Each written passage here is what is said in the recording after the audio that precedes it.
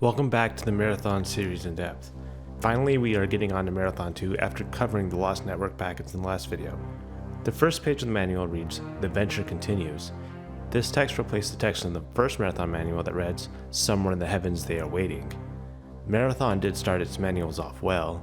While not technically part of the story, the first part of the Marathon 2 manual has a page near the front that talks about how this game is a little bit different than the previous title. Remember the Marathon. Those of you who played the original Marathon might think you've got this game all figured out. You survived the assault of thousands of four warriors on the Starship Marathon and reasoned your way past deck after deck of traps and obstacles. Not easy thing to do. Now the hero of Tau Ceti and a living legend, you might think the four and their minions hold no more terrors for you. Think again. While there is a lot you will recognize, green fighters, no problem. Blue fighters, problem. The time-honored grenade hop will still get you into a troublesome ledge. You probably want to waste the last 3 bullets in the clip before entering the Super Mega Carnage Room. You'll soon learn this is a new world with new rules. You'll find it's often sink or swim, and the winds and waters of this fit homeworld might lead you towards your goal, or mask the sound of approaching threats. The harmless and hapless Bobs used to shoot off offhandedly anytime they got in the way, were everywhere, are now just as happy to shoot you if your aim gets too careless. And network games have been brought to another level. If you're having trouble with any level, go in with a couple of friends and see if teamwork doesn't get you through. If you're expert at every man for himself scenario, try playing King of the Hill or Kill the Guy with a Ball, where the different victory conditions require strategies more complex than just running and shooting. There are other surprises as well. You might find yourself in an entirely different reality than the one on the previous Marathon. So steel your nerves, dive in, and take risks.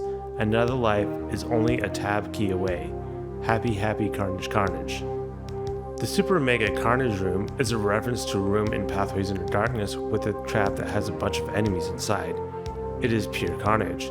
The floor for this room is called Happy Happy Carnage Carnage. I should also note that this room is right next to the room that we talked to the dead German Mr. Mueller himself. It seems that Bungie was quite fond of this part of Pathways Into Darkness. The manual is absolutely right about the game being quite a bit different.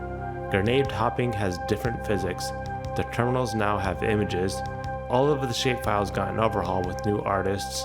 The game just looks better and feels better.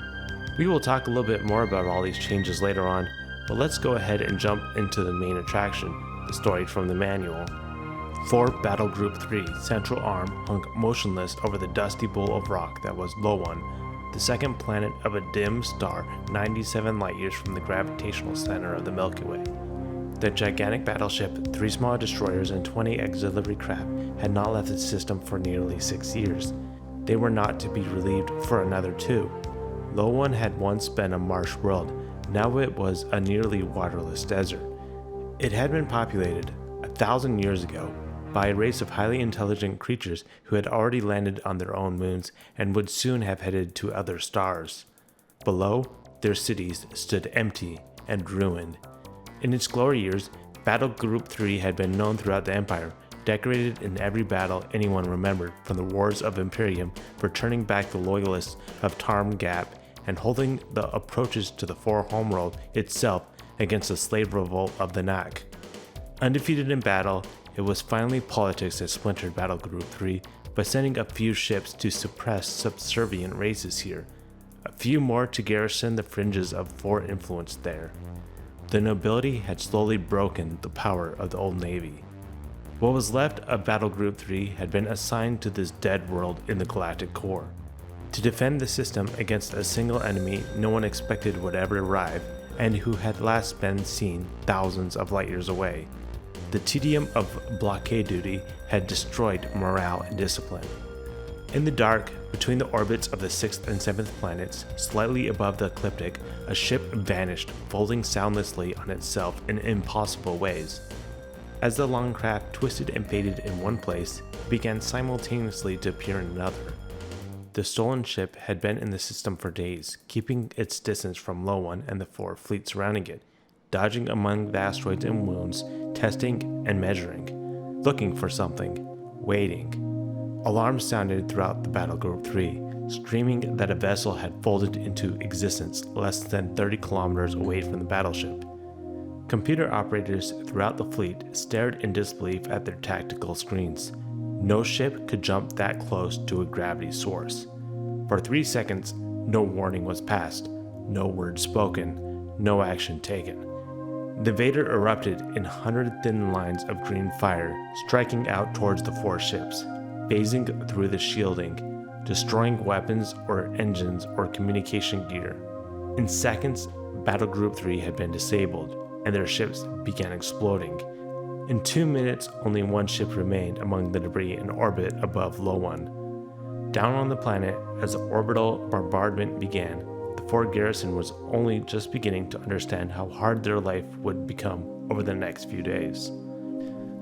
I stared through the window of transparent metal alloy and out into space. For a moment, I thought we were still at the colony, still on the alien ship in orbit around Tau Ceti. But there were too many stars here, and the sun was too red and the planet too big. The ship felt different too, cleaner, but older. The scars of the battle which had nearly consumed it had been erased, most of them anyway. I thought that I remembered firing the grenade which had buckled the armor plating in the hallway outside the room where I woke. The dent was still there, if you looked close enough, painted over and smoothed out, but still there. When it turned out that Durandal had brought me here, instead of leaving me to the hero on Tau Ceti like I deserved, I wasn't surprised. Durandal was the rogue personality construct that had been the brains behind the defense of the colony ship Marathon. I'd been the brawn. Durandal had always been unpredictable, even when he was just opening doors and managing food processors 300 years ago on Mars.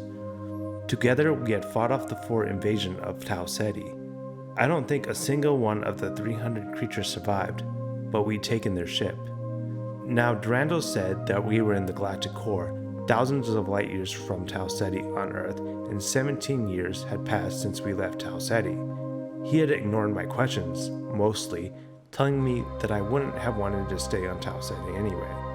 17 years in an alien stasis chamber, in a space a little too tall and too thin for human comfort, unconscious and dreamless within a few degrees of absolute zero. 17 years while Durandal had raced about the galactic core in a stolen 4 attack ship. He's probably right that he said those years were boring, but nobody asked me what I wanted. Now he says there's fighting to be done, and that I've got 15 minutes to prepare for transport down to the planet. I guess I'll figure things out as I go along, just like last time. The start of the manual talks about Battle Group 3 who are on duty sitting around Low 1. The manual shows an image which is presumably the galactic gigantic battleship of Battle Group 3. I assume it's the battleship because it doesn't look like the Sphera from the first Marathon manual. The planet is 97 light years from the Milky Way, which lines up with the final screen for the first Marathon game. These ships have been sitting there for 6 years waiting for Durandal to show up, it seems. I am guessing that the 4 had a different battle group sitting here prior, since the events on Tau Ceti was 17 years prior. I wonder why the 4 thought Durandal might come here. We don't even know exactly what Durandal is looking for on the planet at this point, so all we can do is guess until we learn more. The manual says that Low 1 was once a marsh world, but it is nearly a waterless desert now. If you remember, the final screen in the first Marathon game would have made you thought that this world was just made of sand and rock. It seems that there is some water on this planet after all, but it is not what it used to be. This likely has something to do with the ancient war between the Sphit and Fort on this planet in which they got enslaved. After all, the final screen says that there were radioactive ruins, so perhaps the planet was blown to smithereens with nuclear bombs or something of the sort. The manual states that the planet was once populated by highly intelligent creatures, which we already know was the Sphit. The manual tells us that the compilers landed on their own moons and soon would have headed to the stars. We will find out later on that the compilers actually only made it to one of their moons, and so this line in the manual is arguably inconsistent with the rest of the game. But we are getting ahead of ourselves. The next bit of the text tells us a bit more about the history of Battle Group 3. We are told that they are well known for the wars of Imperium. Imperium just means absolute power by definition. However, in ancient Rome, Imperium was a title given to a citizen who had control of military or government entity. This really doesn't tell us much.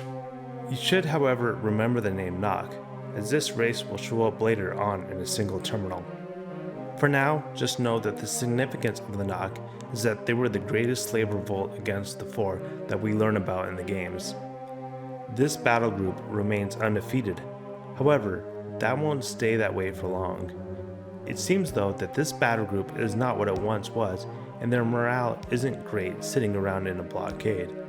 While they're on this blockade, Durandal on board the Sphera appears within an instant just 30 kilometers from Battle Group 3. The manual talks about how the Sphera had been dodging among asteroids and moons, testing, measuring, looking for something, and waiting. This was more than likely Durandal searching the system for this fit home world. Anyways, the Four were shocked that a ship could jump this close to a gravitational source. This must be because Durandal used his IQ of 10,000 to put some new upgrades on the Sphera, much like he did with the probes in the final screen from the first Marathon game. It seems that even if the Four acted instantaneously, they would have been no match for the upgraded Sphera, as the Sphera's weapons easily ate through the shields of the ships in Battle Group 3. Durandal and the Sphera completely wiped them out in just 2 minutes. How impressive, even if Battle Group 3 was just a shell of its former glory. The battle was not over though, as the Four were still garrisoned on the planet below. The next portion of the text tells us about the security officer from the first Marathon game who just awoke from cryosleep. The security officer can tell he is not at Tau Ceti after looking out the window, and he can tell that he is on the Sphera, although it looks a bit different than on his last visit where we blasted through the 4 levels. The security officer has been used by the AI so much at this point that he was not surprised to wake up on the Sphera. I mentioned it before, but the fact that it says Durandal was opening doors and food processing over 300 years ago on Mars is important because it gives us an idea of how long Durandal was on Mars before going on the Sphera. It really doesn't mean much here in this text, other than the fact that Durandal has been a bit unpredictable for a long time. It is funny that Durandal ignored the security officer's questions and told him he wouldn't have wanted to stay on Tau Ceti anyways. Typical Durandal. I should note that this is not the first time the security officer talked, as he did talk in the introduction from the first Marathon game. It seems that the security officer wasn't too thrilled about his time in cryosleep, as we read about it in a somewhat sour tone. I am not really a fan of traveling myself, and I have never traveled anywhere that took more than a couple days. The security officer agrees that these years were likely boring, but he resents that you didn't get to have an opinion, it seems. What exactly does the security officer want for himself anyways? The security officer has just 15 minutes after waking up from the journey before Durandal sends him down on the planet to fight. The game starts right after he teleports down to the planet below. Well, that is it for the introduction from the manual. There is, however, a little bit more story related to us on page 13 of the manual. In Marathon 2 Durandal, you are the willing minion of the rogue computer persona, Durandal. The root of your loyalty is a mystery, but none of Durandal's orders are challenged. Durandal has brought you to the homeworld of an ancient race, the Sphit. It is Durandal's intentions to discover the secret of the Sphit and prepare humanity for its inevitable confrontation with the Four. The reason for the loyalty to the AI probably has something to do with the fact that the security officer is a cyborg. However, this hasn't necessarily been made abundantly clear by Bungie to this point. That is, unless you really dug deep into the lore of the first Marathon game. We do learn that Durandal intends to discover the secrets of the Sphit. The question is, what secret of theirs is Durandal hoping will help him stop the closure of the universe? Or is he looking for something to help him against the Four? We will have to wait and see. Well, that's it for the Marathon manual. In the next video, we will play Waterloo Water Park, which is the first level in Marathon 2 Durandal.